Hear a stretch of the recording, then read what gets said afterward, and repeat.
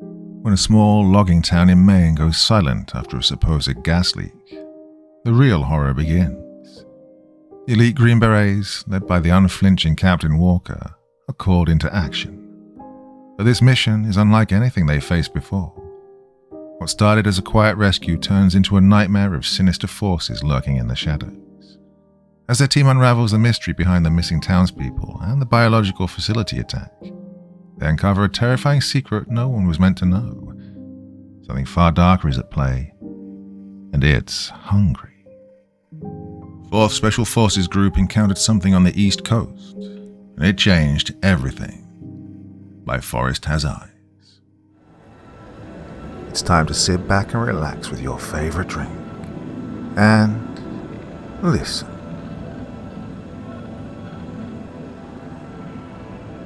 Log name, Kazimoth East Coast Incident.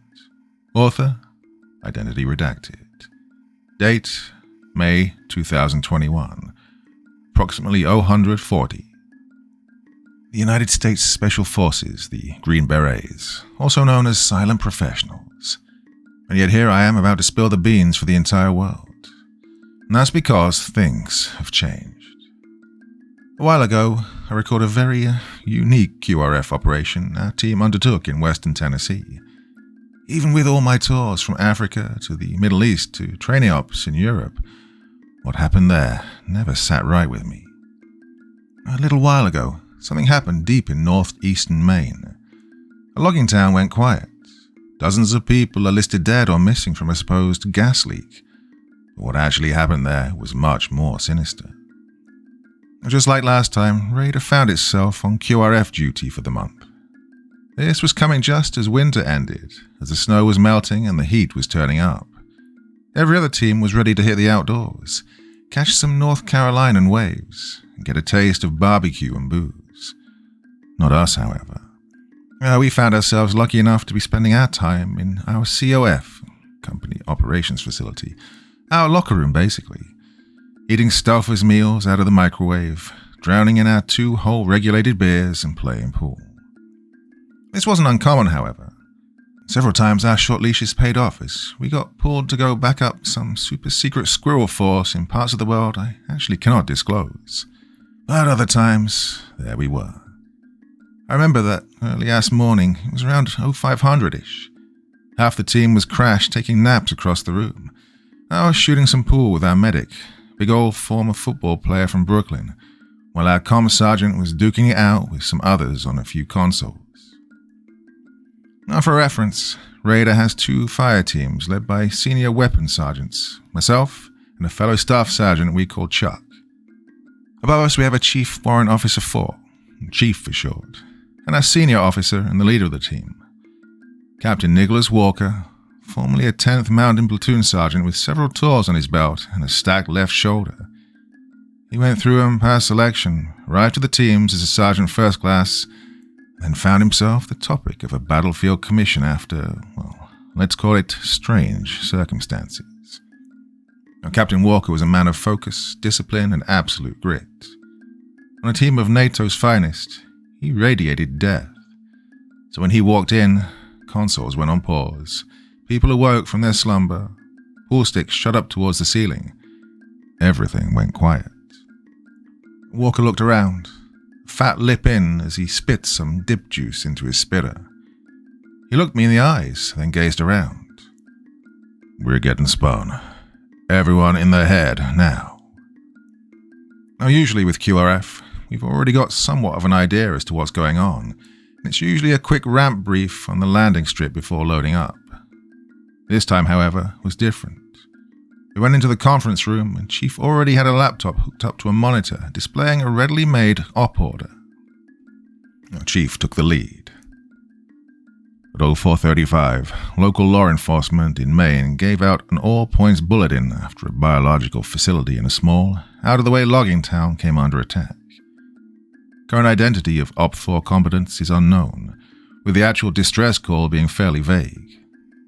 Several surrounding departments, also including Maine State Troopers and SWAT units, were dispatched, all of which have gone quiet, leading to U.S. Marshals and State Troopers to cordon off the town. Chief reached down and hovered the button over a play button on an attached MP3 file.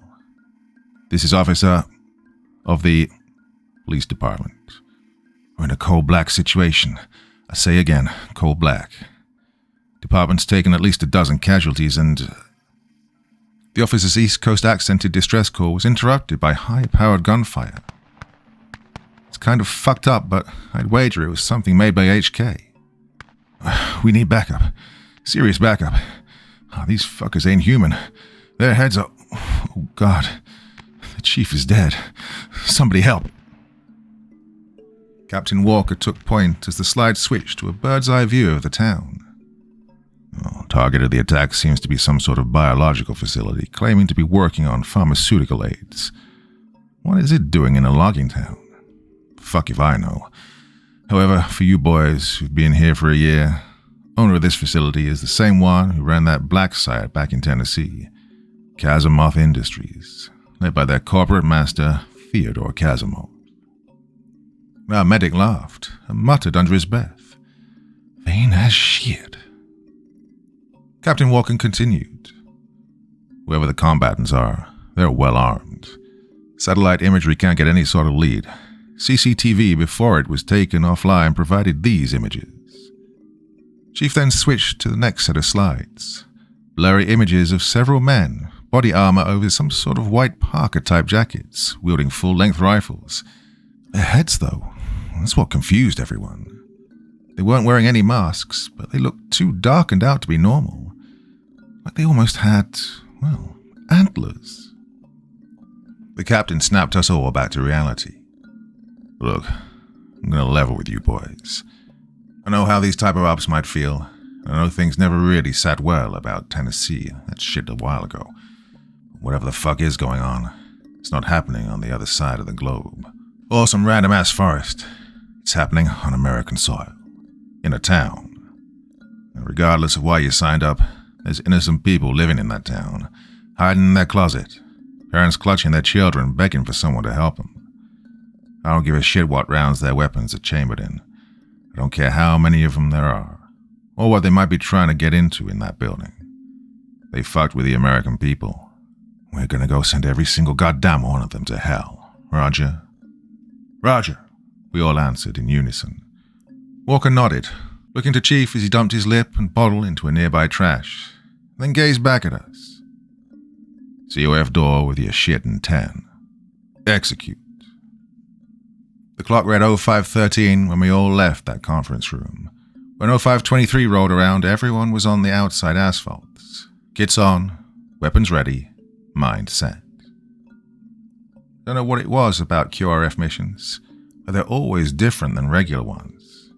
Usually there's some mild banter, an upbeat feeling between us all. Standing outside, the cold dusk air hitting our faces, we could all feel the tension as we waited for those 3 armored Humvees to pull up and give us trans to the airfield. You've probably seen it all in movies, but that walk to the chopper is surreal. A long yet quick drive in shaky-ass Humvees that should have been decommissioned a long time ago. Pit in your stomach that grows as airfield security waves you through the gate. The slow turn they make, parking parallel to the birds. 160th SOAR, 2 Black Hawks crewed by the finest the US military aviation had to offer. We'd worked with them before on countless ops. They've always done their job and gotten us there safely. I remember stepping out onto the tarmac. Chief led the way as our 2 fire teams split and chose a Black Hawk. I remember Captain Walker getting a count of personnel as we left, watching him jog over to the father bird. I remember watching each and every one of my guys disappear into the chopper's dark pits, climbing aboard myself and fist-bumping the gunner. I remember watching that door slide shut and the Black Hawks pick up shortly after.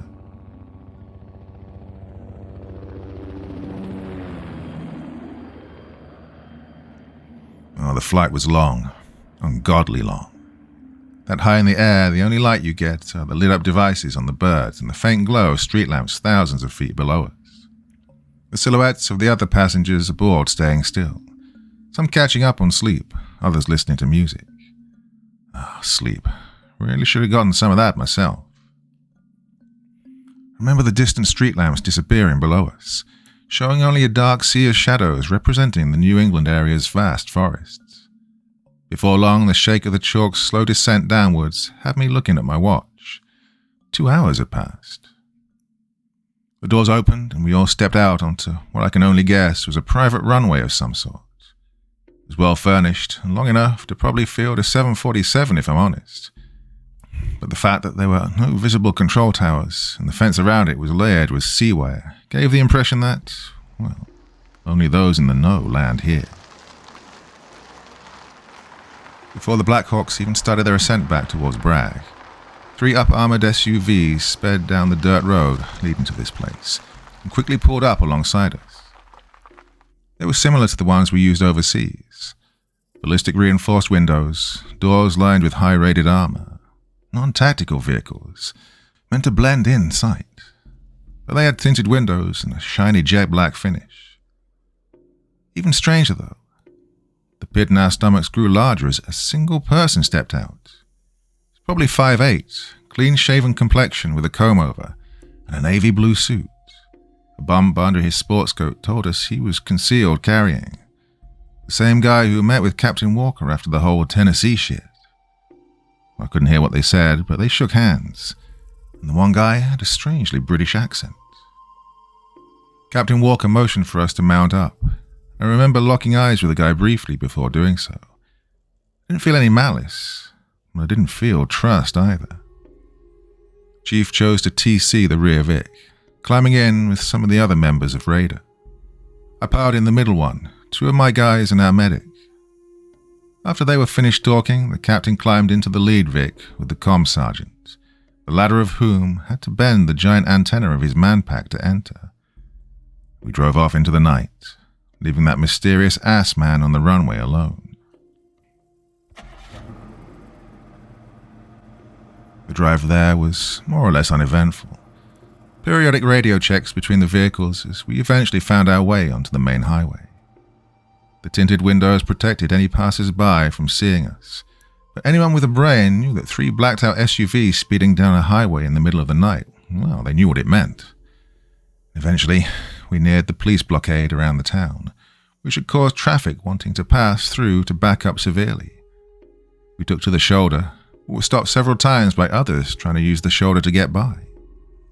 And Captain Walker did not appreciate that. Tell this motherfucker in the hatchback he's got 2 seconds before I thermite his engine. I could hear the medic laugh over the comms. You tell him, sir. Well, eventually we reached the blockade, and 2 state troopers kitted out with rifles waved us through. About 200 meters down, a roadside Roll 2 set up by several ambulances was in the process of treating people seemingly just medevaced from the town. Beside them was a long line of body bags.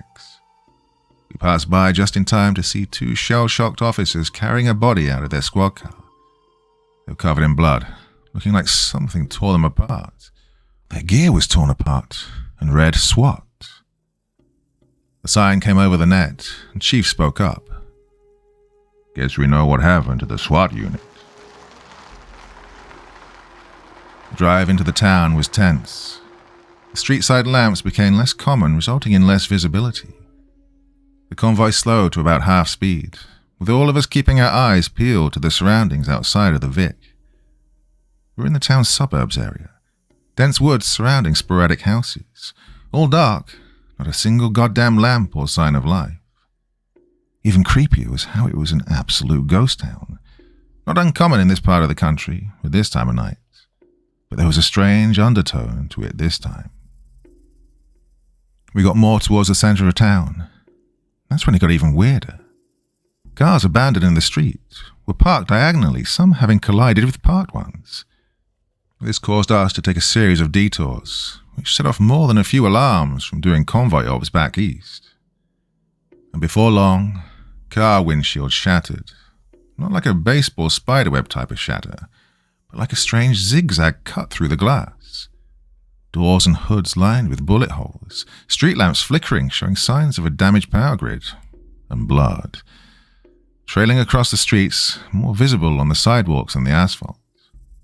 I remember someone from the lead Vic, probably the captain, shining their tack light out of one of the windows, Beside a large pool of blood and gore was a distinctive shine of 9mm brass. Well, eventually, the convoy stopped just outside the town's police station, or what was left of it. Glass with the same peculiar smash marks, bloody handprints and splashes all across the front of it, flickering lights causing shadows to dance across the inside of the station, and a goddamn bench thrown through one of the front doors, literally lodged in the goddamn door.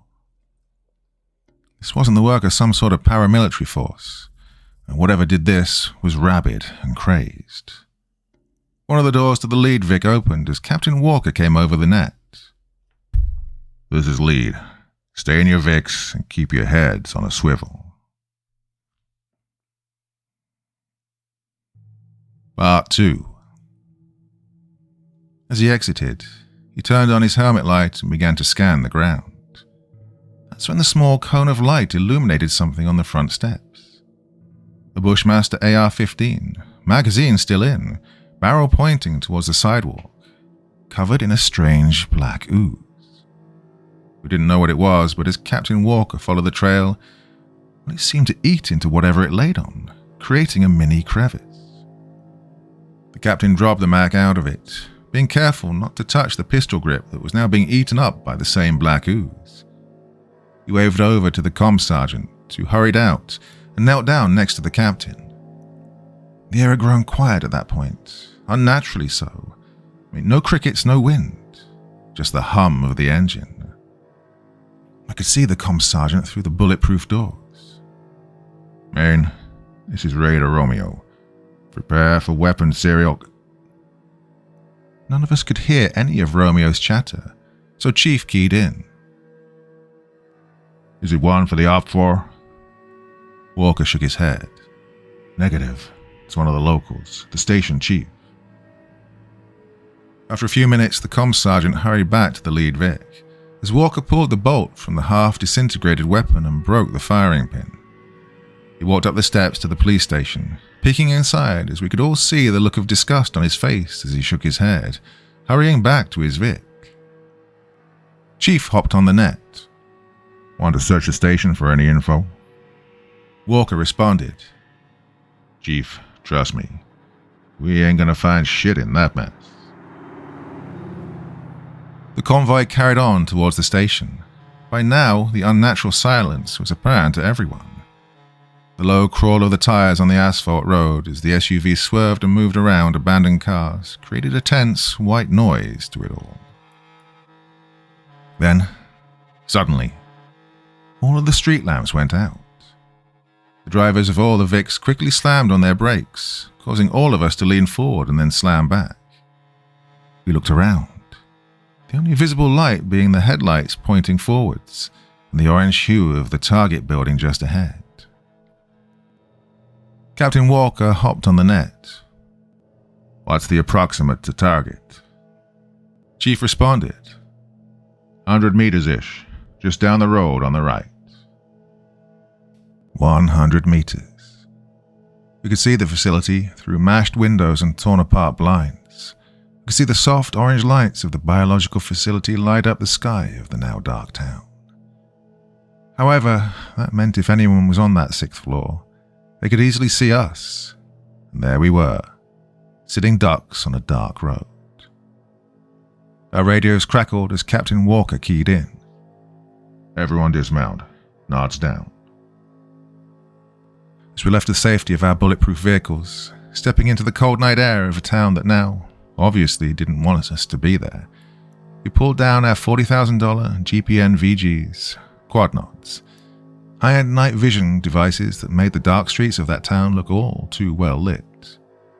Combine that with our PECs, IR lasers only visible through night vision devices, allowing us to point and shoot, and the pit in our stomachs grew just that much smaller. As we exited, the captain motioned for the convoy to head off. Those goddamn Pentagon Uber drivers were all too giddy to turn around and peel off, leaving us there in the streets alone. And again, we were SF. We were the goddamn boogeymen. We've got nothing to worry about, right? Raider formed up into 2 diamonds, the front team taking point with the captain while my team hung back with Chief.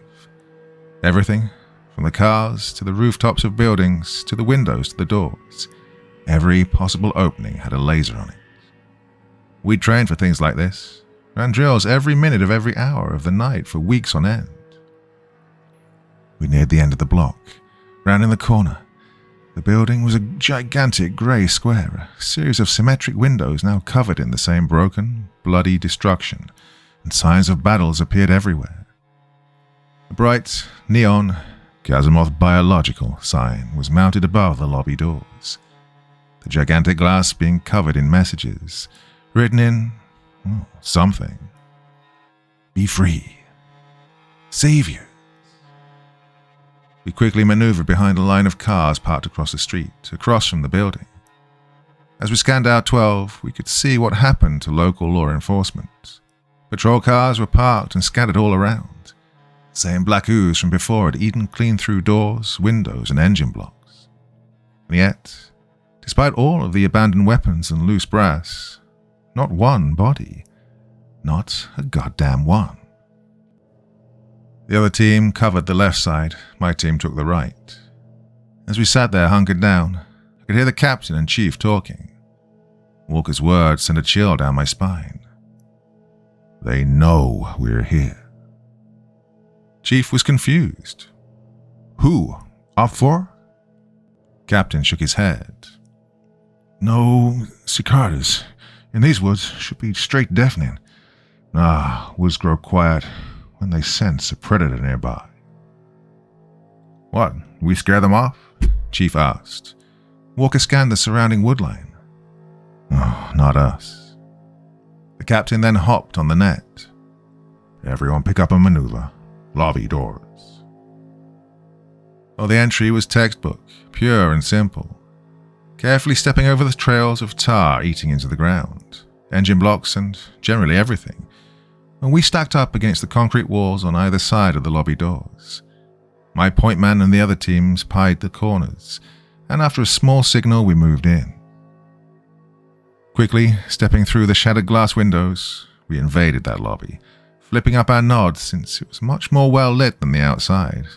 We looked around.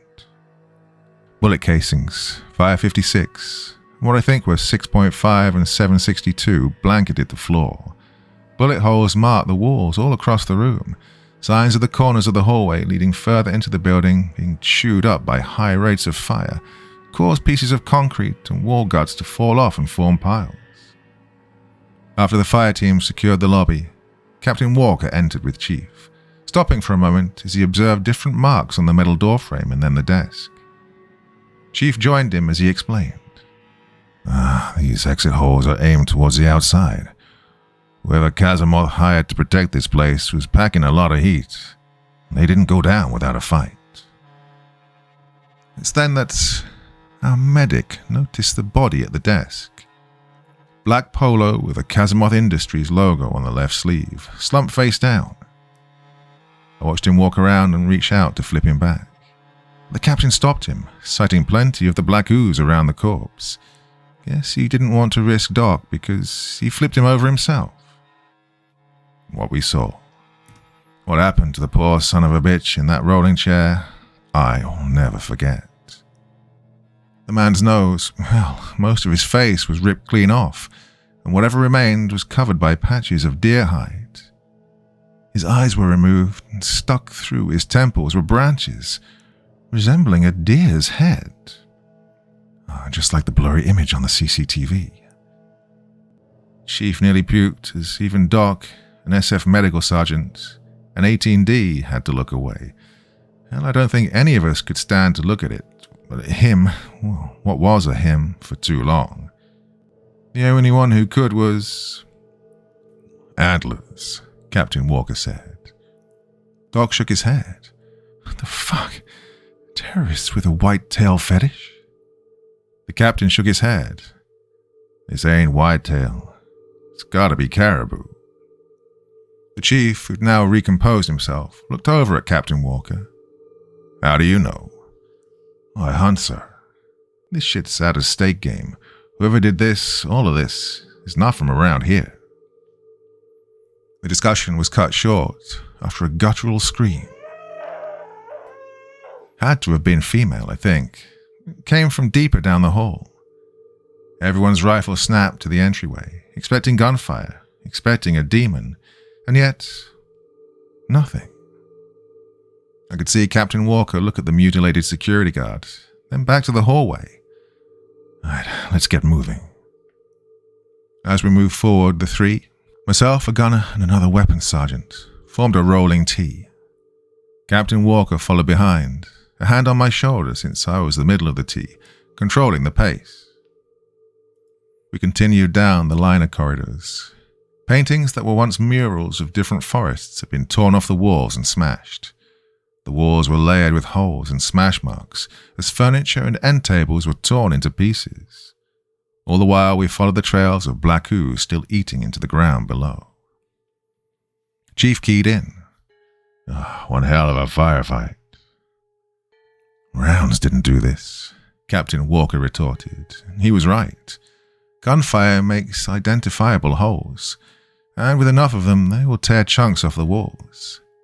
They don't make strange, way too large zigzags. They don't make teeth marks in wooden studs or gut furniture in the way that we were seeing. These marks were intentional, biological. But animals kill for survival. They eat, they don't just tear things apart. They never have. Whatever did this, did so out of rage. After searching the rooms on the ground floor, Captain Walker called for a halt, and our comm sergeant radioed from Maine.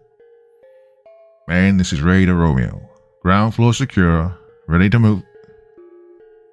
He stopped as if he was cut off, causing many of us to look at him for that long, silent minute. He looked to the captain. They said to maneuver on the sub-level labs. The chief looked at him funny. There's only supposed to be a storage basement here. Captain Walker shook his head. Yeah, that tracks. We quickly found an access stairwell, the other side blocked as someone attempted to place a metal bar between the door handle. One of our jacked-as-hell gunners, mule kicking it, quickly removed that variable. After a short while, the now messy carpet turned into blood and tar-stained tiles, and wallpaper was replaced by concrete. The captain stopped us and shone his tack light up at a sign above a set of forced open metal doors. Testing. We gazed ahead and could see vials leaking, mixing with the tar, as an exposed ceiling tile overhead caused a smoke-like gas to leak out of a burst pipe. The captain sighed and looked around. Mask up. Protector masks, known more commonly in the military as pro-masks, are the anti-chemical, biological, radiological gas masks that are issued out to the lowest level. Albeit, in recent years, their reliability has been questioned. We weren't taking any chances in this place. Even if it meant painfully fitting our helmets with night vision over top the gigantic hunk of plastic and rubber. The trick to fighting in these was to keep your breathing smooth, or else it would fog up. Considering how far up Schitt's Creek we were, that was easier said than done. Once we were masked up, two of our guys slung their rifles and pulled back the sliding metal doors as much as they could, and I led the rolling T inside. It was a long, straight hallway, leading to another set of double doors. The ground was a mess of water, blood, and other fluids from different test kits and samples that had been dropped. Valves smashed, causing every step we took to be interrupted by cracking glass. On either side of the hallway, however, reinforced ballistic glass had protected different chambers used for operations and experiments. Everything from the tables, to the monitors, to the walls and floors inside of them was still intact. That didn't stop whatever was outside from having at the badly damaged wire glass. Several pipes were also broken in the ceiling. That combined with the still flickering LED lights from above and the light pollution from the labs had us flip our night vision and resort to the tack lights on our rifles. Being the middleman of the rolling T, my job was to keep watch forward, scanning down the hall, then to the floor, then to the ceiling and back to the floor. The lack of bodies, and yet the excess amount of blood and gore was stick-fucking with me, with all of us. I remember the cone of light from my O-light following the trail of black ooze, but it bent and zigzagged before leading up towards a body that twitched.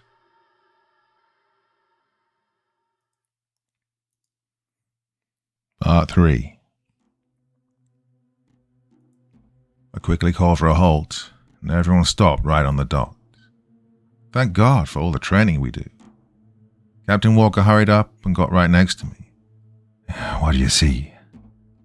His question was answered as the body, quickly identified as the security guard, slammed its lacerated right hand into the floor. Our lights shone brightly on its Kazamoth Security Services patch as it shakingly pulled itself from the floor and gazed at us. His face, was gone. No, I mean actually gone. Whatever the fuck that black tar shit did to him had removed his face, and the skull and head around it in a clean cut. His head was hollowed out. Nothing inside but more of the black tar falling out in gallons. Its movements were broken and janky, and it looked at us with its absent eyes, but I could tell that it could see us, somehow. Oh, sweet Jesus, Chief muttered as he looked around, while all three of us in the rolling T kept our weapons trained. Sir, I asked the captain, but before he could say anything, it rushed towards us. Reanimated feet slipping and struggling with the wet surface of the tiled floor, its hurried footsteps caused black ooze to fall out even quicker as it held a hand up towards us. The in-unison fire of all three of us, our M4s tearing apart the thing's chest. The security polo and the now grey, dead flesh underneath was absolutely cut apart as we aimed for the center of mass and didn't stop. Those tack lights gave us an all too well-lit view of it all. But, even as the thing fell back from the sheer force of the gunfire, it still tried to get up, even as mounds of its chest were falling out after being ripped apart. We all took aim, ready to try and put it down again, but Captain Walker pushed past us. He took aim at the thing with his scar, and fired off 5 rounds into its brainstem, right where the neck met its head. The thing fell back, it twitched and shook, and then it stopped. Just like that, we moved on. That same type of engagement had occurred so many times overseas that we'd become numb to it, robotic to it. However, not as paranormal as our QRF operations were getting nowadays, it seems. As we pushed forward, I could hear the captain and chief talking behind us. How the hell could Kazamoth be hiding all this down here? Chief asked, exasperated by the scenery. There's only supposed to be a storage basement. Supposed to be, Captain Walker retorted. The senior weapons sergeant, the other fire team leader, we'll call him Chuck, a bit of a nickname, asked, Sir, if they were going for the basement, then what painted the upstairs windows with the same thing that tore that reinforced door's lock off from the inside, Captain Walker interrupted, coldly. The double doors at the end of the hall, luckily, weren't reinforced. As we pushed through, we were greeted with yet another sight. The carnage continued and more bodies of Kazamoth Industries workers could be seen. But the way they were killed wasn't rabid or with military precision. It was sacrificial. Some had their backs to the walls, others were on their knees. Different gash and slash marks cut up their clothing, as their faces and skin were being eaten into by the black ooze. And then, what I can only guess was one of the biologists, his lab coat painted with tar and blood, lifted his head to look at us. The motion of doing so caused part of his face, now dried up and broke, to fall off, exposing a hollowed-out head. And then, they all did. All of them, standing up, shakingly forcing themselves to their feet like thralls. There were no moans, no zombie-like cries, just the silence. Captain Walker keyed into the net. Sir? Chief answered, Your call. One of them, what was a female in nurse's scrubs, broke the mob to rush at us. I took aim for her neck and fired. My 5.56 tore clean through her now rotted skin, destroying the brainstem and causing her to fall forward. And then they all rushed. First 3 of us in the rolling T quickly took a knee, Gunfire erupted, sound waves bouncing off the close-quarter walls of the hallway, causing our pelters to work double time. The captain and several others quickly followed in behind us, as a whole wall of semi-automatic death quickly filled the air. Black tar went flying. Pieces of their head and neck were ripped off instantly. That's when one of our gunners took aim with his M48 and let loose. A wall of belt-fed 7.62 Fury quickly cut them in half horizontally, whether intentional or not. It made it easier for us up in front to take them out. Controlled pair after controlled pair, the captain now switched to bursts of automatic fire to simply remove the neck instead of precision shooting it. But, unlike zombies, they found other ways of attacking. I saw it play out in slow motion through my holographic. One of them stood itself up with its two arms and grabbed a large chunk of glass. Coated in the black ooze, it tossed that shit just before I cut it down. I heard a scream and looked. The other fire team leader, Chuck, had that chunk of glass ripped right through the side of his neck. Grabbing at it, Doc quickly pulled him from the front line, as Captain Walker pulled me to my feet by my kit's carry handle. Clean this shit up. Move. We all pushed forward, stepping over the decayed, disgusting abominations, and put two into every single one of them. When it was over, I stuck two of the junior weapons sergeants on either side of the hallway with one of our gunners to keep watch. Captain Walker hurried over to our downed battle buddy, sitting back against the wall as his neck was being packed by our medic. "You're gonna make it, Chuck." The staff sergeant simply laughed, giving a thumbs up. Well, we pushed forward again. The former lead linear hallway now turned into a series of off-branch corridors and small rooms covered by plastic door covers.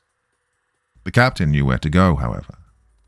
Whatever they were after, it's where this tar is coming from. Follow the trail.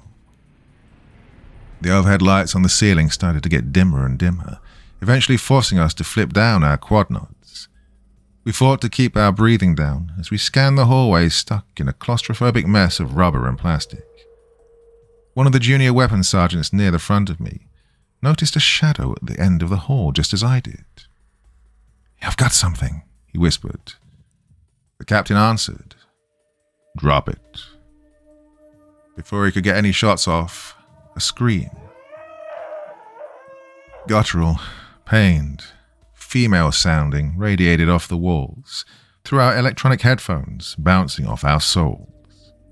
Then from the right, inside one of those rooms I was talking about, a figure rushed out and threw all three of us in the rolling T on our asses. Green Berets, each of us probably 200 pounds of solid muscle, not counting the kit and weapons, thrown on our asses. The guy to my left got ragdolled by the middleman. Me, as I went sailing into the wall so hard I broke an AED case. That then fell and slammed right down onto my face. The man to my right next to her, got the worst of it. Into the goddamn ceiling, then onto a table. My pro mask was knocked off center, my breathing heavy. I struggled to see through the now fogged crooked lens of my nods. Fucking hell. Its body was spindly, naked, covered in blood. Long black patchy hair, half-covered a face, which now was just eye sockets and a wide open mouth, black of which poured out of all of them. She screamed again, this time so close it caused my head to ring. IR lasers locked onto her immediately. Although she had the strength to toss us all across the hall, she still became rocked as the entirety of Raider lit her the fuck up. Captain Walker circled around to her left, and she shrieked again. It's then I noticed, where there should have been hands, there were just 5 thin, razor-sharp appendages. She quickly lunged and buried them deep into the front plate of one of our weapons sergeants. It was just too close. This caused him to fall right back onto his ass, as she lifted her other arm, just as sharp, and, well, whatever she was planning never came to fruition, as both of our gunners let loose on her. Combined fire tore the arm stuck in his chest off at the deltoid, and she stumbled back. She looked at us. Oh, she looked demonic, absolutely evil, through the strange white and blue haze of the GPN VGs, and then looked at me and ran off into the darkness. I fixed my pro mask as I got to my feet, helping the man who was trapped under me. As the man thrown off the table slid off, the captain walked over to the downed weapons sergeant, who shook his head. I don't think this was agreed upon in my contract. He was cut off as Captain Walker put a boot on his shoulder, taking both hands and pulling the demon's severed arm out of him. He tossed it to the floor, and I watched as it landed on that trail of black ooze, and immediately melted back into it. The captain then checked underneath his front plate, pulling the guy up to a sitting position, and then shook his head. "Oh, your plate caught it." He shook his head and helped him up. "One bogeyman tries to take your shoulder off, the other tries to rip out your heart. The fuck is it with you, Case?" Case, the same guy who took that pike to the shoulder back in West Tennessee, laughed as he got to his feet. "Guess they just can't get enough of me, sir." Well, we pushed forward. The size of the Black Ooze's trail was now increasing. We had to be getting close. Captain Walker once again controlled the pace of the rolling T as we neared another set of reinforced double doors. I guess Chuck, still suffering from his neck injury, was unusually sluggish, causing Chief to ask, "Raider, Alpha, you good?" "Always, Chief." It was right around when we neared the double doors. It opened up into a larger area, staging ground for some of the security officers with a few tables, chairs, and monitors, now thrown around and corroded with the tar. And then we found our opful. There they were, on their knees, weapons carelessly tossed away, now being eaten up by the tar, the same as that rifle outside of the police station. They sat back on their knees, arms out to their sides. They had all too realistic deer masks that covered their entire face, and would be basically suicide to wear in combat.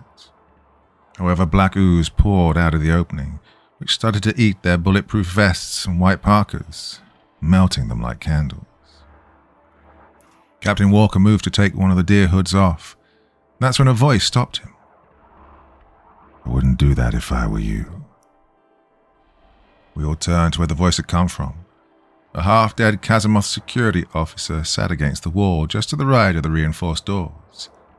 We could see the black ooze had melted his legs and one of his arms into the floor, and was working its way up to the veins of his neck towards his head. The captain motioned us to the secure room, where I positioned 2 guys to watch the hall and 2 to watch the door. Captain Walker got down in a squat, flipping up his nods as he looked the half-dead man in the eyes through his pro mask. "What happened here?" The man coughed up. "There's more at stake than what you..." Walker turned on his helmet light. The cone of light followed the black ooze from its corrosive crevice in the floor to the man's leg. "The hell is this shit?" The security officer laughed. "I don't know what Mr. Kazimoth is hiding, but whatever it is, other people want a piece of it. I was just wrong job, wrong time. Just a pawn." The man pointed towards the half-melted deer men. So were they. He then, shakingly, lifted his good hand to point at Walker, before it went limp as the black ooze worked its way into the veins of his arm. "So, are you?" "Well, there's going to be a lot of questions after this," the captain said, and the officer weakly nodded. "Mr. Kazimoth, not for me. Do me a favor. Don't let me..." The guard then started to violently cough as black ooze slowly poured from his mouth, and his eyes slowly became enveloped in it. As his head dropped, the captain stood up and switched his rifle from safe to semi. The following 3 gunshots radiated in my mind. They still do. I think they still do for everyone. We all knew the stakes now after that. If we didn't finish this, everything leading up to this, the lab techs, the security guard, the thing that was once a woman, well, that was the fate of everyone who would come into contact with this evil black shit. The comm sergeant and I quickly grabbed the right metal door as 2 others piled on the other. We then pulled both back at the same time, creating enough room for the rest of Raider to move in, Captain Walker taking the lead. Before I flowed in with the rest, I took one look at the sign above the door. Cryolab. We moved through a now destroyed decontamination chamber into an open lab, dark with a few red lights creating an ominous as fuck hue across the room. Different cylindrical tanks lined each side of the room, laying down horizontally on stands. Several of them had gunshots in them, others were fogged up. But one of them, at the end of the room, lay center against the back wall, was broken open. Seemingly the center of the black ooze as it actively poured from the tank. Captain Walker flipped up his nods, as did we, and all of us shone our tag lights on a lone, deer-headed cultist. Standing inside of the black ooze as it climbed up his pants, soaked his previously white parka, which was now a deep jet black. Noticing all the lights bathing him, he turned around, and as he did, more black ooze poured from under his mask. There was a deep silence in the room, just the sounds of heavy breathing from inside of our masks, the sounds of the tar leaking out of the tank. The silence which was broken when he spoke.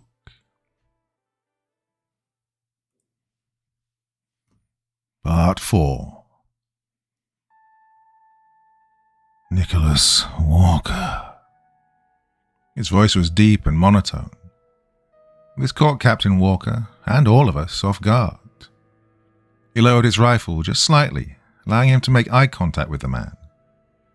"Who the fuck are you people?" Walker said in a low, furious tone. The man laughed. "I am simply an instrument of change, Nicholas Walker, as you are an instrument of order." This only pissed off the captain. How the fuck? You see, society as we know it today seeks to instill a new normal. One where everything is fine. People leech off of others, and the ways of the old world, the primordial world, one that the natives and the tribesmen once knew, are kept at bay by the men with guns. The man reached out, black ooze seemingly radiating from his pores as it dropped to the floor. "This is the building block of the universe. It shapes, it creates, and it can make all of us beautiful. It is the DNA, the alpha and the omega of which all of those bogeymen you and your government seeks to keep quiet come from. A layer under the surface of the current way of the world." All of us were quiet. Although his ramblings seemed crazy, the effect the tar had on people, on the ground and the earth around it, well, it added up. The man spoke again. "Tell me, Captain, how many beings will you walk into the shadows and put a bullet into the head of before you realize this is futile? I realized it's futile, me and my brothers. We realized all those who go missing. The forests, shunned for disappearances, and the things they contain. We should not fear it. We should not fear them. We should embrace them." Walker flicked his selector switch, taking aim at the man. "You and your cell are going to be hunted the fuck down and—" He interrupted him. "Cell? This isn't just one group in one part of the world. You've seen the reports, Captain Walker. Afghanistan, the jungles of Indochina, the Mongolian deserts, the forests of Bavaria. It's breaking through the surface. What you call anomalies, treating them like monsters. Well, they're coming back to reclaim this world." That's when we heard the sounds of coughing and gurgling coming from behind us. "And they're going to make us all beautiful." Our medic called out, "Hey, Captain!" We all turned. Chuck, the man who'd taken that glass to the neck, dropped to one knee. The wound packing on his neck became soaked in the same black tar, and the more he coughed, the more caked his mask became with that shit. None of us knew what to do. Green Berets, the world's finest, and we all just fucking froze. And I kept my gun trained on the cultist, who simply stood there, probably smiling underneath that deer mask. "Chuck," Captain Walker said authoritatively. He didn't answer, just fought at the packing around his neck. He stood there for a few moments before speaking up again. "Sergeant." That's when Chuck pulled off the packing on his neck, and a goddamn gallon of that shit spilled out onto his uniform, painting his top and kit, covering up the multicam.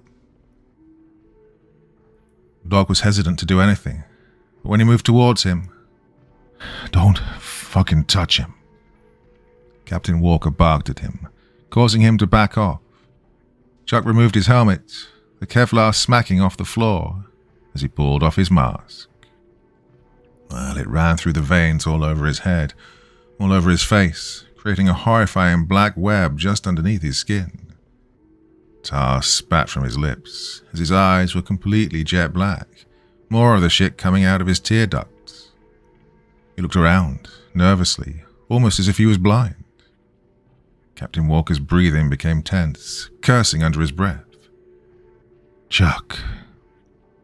The Green Beret staff sergeant simply spat out more of the shit. He then looked around, now seemingly able to see us, and moved to lunge at us, but he stopped, holding himself back as he banged his hands against his head, hyperventilating. I looked back to the cultist. He stood there, arms now crossed. My eyes broke from him when I heard Chuck wheezing, finally saying, "I'm sorry, sir." He then reached down to his holster, pulling out his sidearm, the Sig Sauer M17. Chief's eyes went wide under his mask. He then looked to the captain. "Walker!" "Chuck, don't," Captain Walker yelled, as he brought the muzzle to the underside of his head, the brainstem. "No!" The shot rang out. Staff Sergeant Charles Chuck Ivensky, airborne qualified, proud member of 4th Special Forces Group for over 8 years, a loving husband and father, my friend, fell to the floor, his weapon clattering out of his hand on the way down. Officially listed that he was killed in a mortar strike in Libya, the place Raider was supposed to officially be that night. Well, unofficially. Silence broke as Captain Walker turned, letting loose on the cultist with his Scar 223, which tore through the man's coat. It did nothing but seemingly cut through the black tar like butter. He fired until there was so much on the black wall, you could swear those tiles came black. He fired so much, his bolt clicked empty. The cultist dropped to his knees, voluntarily. He gazed up at the captain, as he seemingly melted into the floor. "Before this is over, Captain, every single warfighter you drag into this will die." We all stood there, watching every last inch of that deer mask sink into the tar. The captain turned, looking at Chuck, then the medic. "Get him up. He's coming with us." As we all packed up, Chuck's team went with the comm sergeant and chief to escort them out. Mine stayed with me, as we watched Captain Walker pull a thermite grenade from his belt and toss it onto the tank. Whatever's in that shit, whatever it was made of, caused it to erupt immediately. We heard hissing and hard screeching. The captain simply turned and loaded a fresh magazine into his Scar. "We're done here." Usually after these types of things, we have an after-action report with the entirety of Raider. However, the second we touch down back at COF, we let the guys loose. Usually it's both team leads, Raider lead and the CWO of the team. However, this time it was just Chief, Captain Walker and myself. I peeled off my kit, tossing it in my locker and heading out.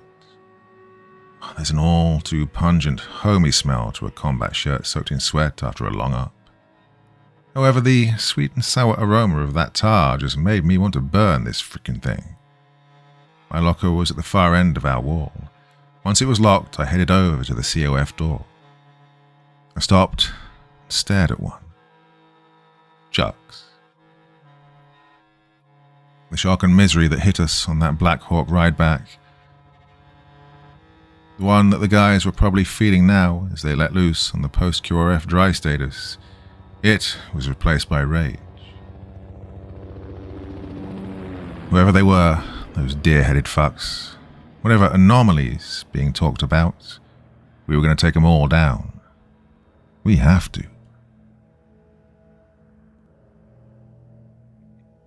I stepped into the conference room. Chief was at the window side end of the table across from Captain Walker. Walker had cracked open a pack of cigarettes, while Chief rubbed his temples, halfway into a watermelon body armor drink. Frickin' warrant officers. "Sergeant," Walker said, beckoning me to sit down. He offered me a cigarette. I declined. We all sat there, a strange, tired silence looming over us before the door opened again. I was expecting some colonel to come in, shake our hands, and call us heroes. Maybe some sergeant major talking about his glory days and saying maybe Sergeant Ivensky would get a Medal of Honor in a few decades. What I didn't expect was an old man with grey hair and a navy blue suit. Chief stood up as the man approached, looking to shake hands. Well, he immediately brushed it off.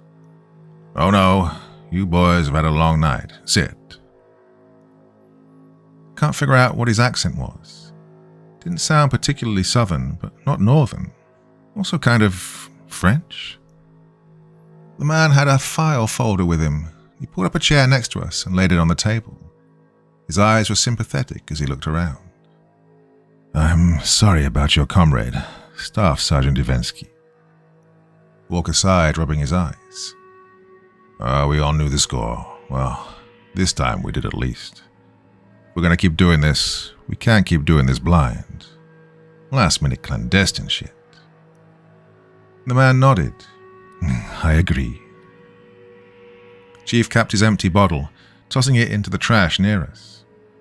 "Look, I wasn't here for that last op, but after tonight, someone needs to start explaining things right now." Walker looked over to him. "Chief, this is Xavier. He's a third party. Let's just say, working with the government." Xavier interrupted. "And several others." Walker nodded. "Yeah, and several others. About a recurring anomaly problem popping up across the world." Walker's words, I thought back to what that cultist said about this being a worldwide problem. I looked to Xavier. "How long has this been going on?" He straightened his tie as he sat back. "Well, operations like this have happened ever since, before World War II, before the Great War. Minor incidents, previously unconnected. Europe has always had a rich history in dealing with undead Transylvanians, lycanthropes, and witches in the swamps of Scandinavia, or even North America. The natives tell stories about the skinwalker, warlocks that cast down the pelts of animals, that seek to harass tribes and their reservations, acts that still go on today." Xavier then looked over to Captain Walker. "Your captain here appeared on my radar after he had a few run-ins himself.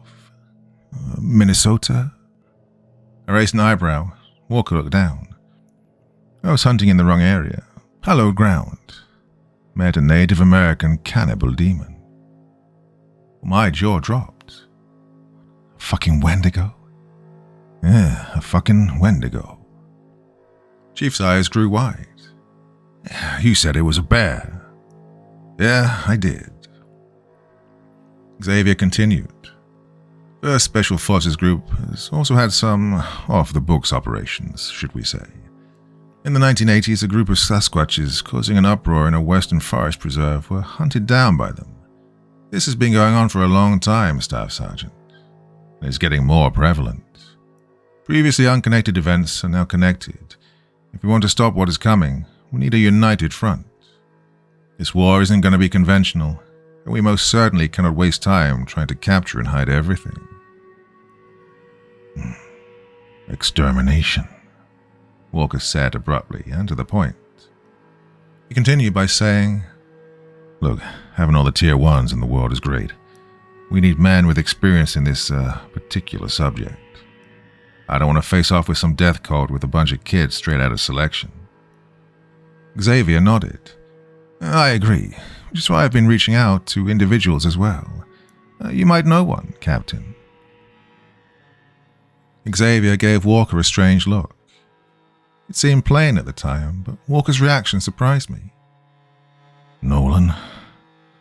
I thought he went dark after that Kazimoth estate shit. Kazimoth estate? I asked. Walker gestured with his non-cigarette hand. Kazimoth Industries has been fucking around for a few years now. They were doing something at some estate down in the South Missouri woods. Nolan was a security officer tasked there.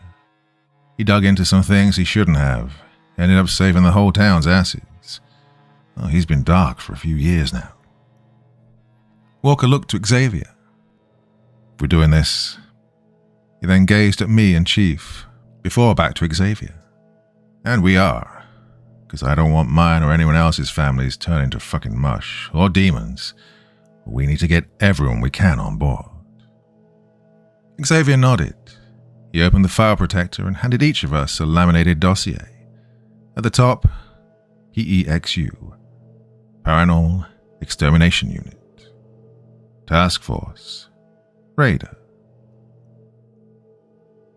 Log ended.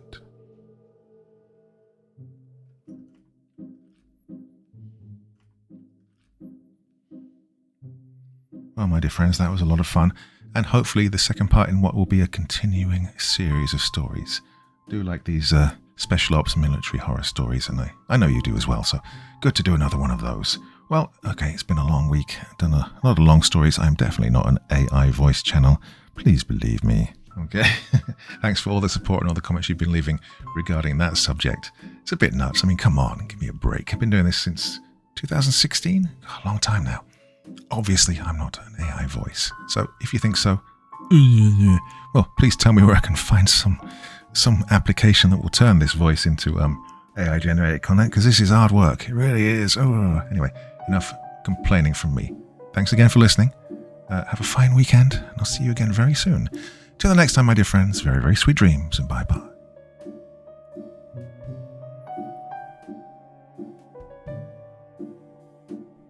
Thank you so much for taking the time to listen to this story today. Really means a lot to me and to the author of the story, of course.